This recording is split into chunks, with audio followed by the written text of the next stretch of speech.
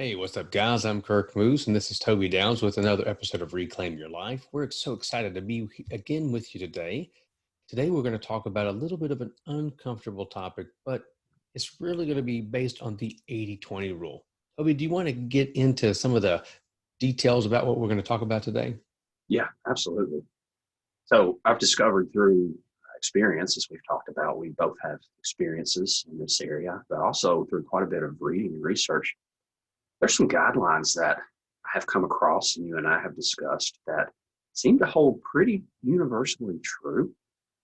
Most importantly, though, it allows for a more sustainable long-term fitness journey versus something you do short-term, you burn out, and then you fall back into old patterns. So the first 80-20 guideline that I like to share with people is something we've previously discussed on a bigger topic. Has to do with your day-to-day or your week-to-week diet.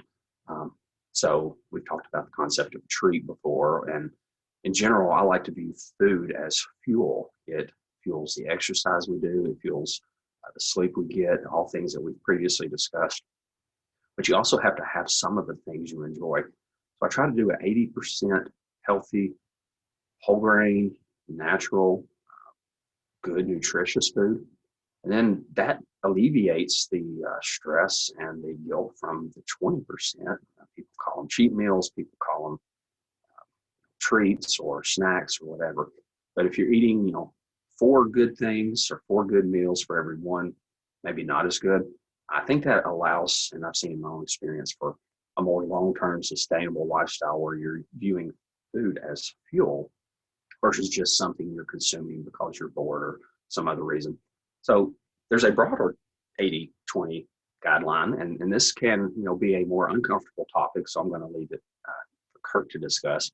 It has to do with food and exercise as well. So Kirk, what do you want to share about progress as it relates to that 80-20 guideline? Toby would just leave it to me to discuss the most uncomfortable topic that we're going to talk about today.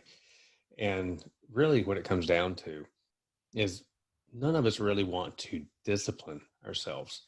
We Right. want to be able to eat anything we want, anytime we want, and we don't want any accountability. But reality is when you set a goal for your fitness, you have to sometimes make sacrifices. Now, like Toby said, it doesn't mean you can't have some of the treats here and there. But if we don't put limits on the foods that we put into our bodies, it's the equivalent of you have a high octane sports car and go put low grade fuel inside of it. Wow. You're really going to mess up the engine and you're not going to get the performance that you want out of it. Now, what do I mean by that? Not only will you not be able to perform your task, your exercise, your running, your weightlifting like you would otherwise. However, you also will hinder your weight loss goals. Right. I've heard many people say, I exercise so I can eat what I want. Well, Mm. unless you're exercising all the time, like hours and hours per day, which is technically not healthy. If you Right. do enough research, your body needs rest. Yes.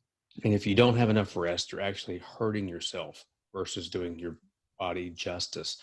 Um, so if you're not eating well, what's going to happen is you can have a lot of exercise, but Mm. you'll see very little, if almost no results at all. Yeah. No, you're right. 80% of progress in weight loss specifically, but in fitness in general, is in the kitchen. And we talk a lot about exercise on this channel, but that is a very uncomfortable topic because we know a lot of people who get regular exercises, however they define that, and don't reach their goals. So thanks for taking the tough one. I'm going to end it with a flip from 80-20 to 20-80. And this should be well received. It was when I kind of discovered this revelation. There's a large body of research. It started in the running community and the running science, but it holds true or seems to hold true in a lot of the fitness area. Only 20% to up to 25% of your exercise should be intense exercise, and the other 75 to 80% should be more of a lower intensity sustainability exercise. So I'll give you an example. We define regular exercise on this channel as 3 days a week, and I did that to start my fitness journey. Now I'm up to 5 or 6 days, but but I change it out. I never do running 2 days in a row, hardly ever. But of my runs, so if I get 4 runs a week, 25% of those are intense, fast, hard, and the rest of them are lower intensity, enjoyable. Same thing with my weightlifting. I'll do one really intense killer session a week, and the others will be more maintenance. And that actually improves sports performance, and improves fitness, and improves, again, long-term sustainability, so that this can be a lifestyle. So hopefully those are good practical tips: 80-20, 80-20, and then 20-80.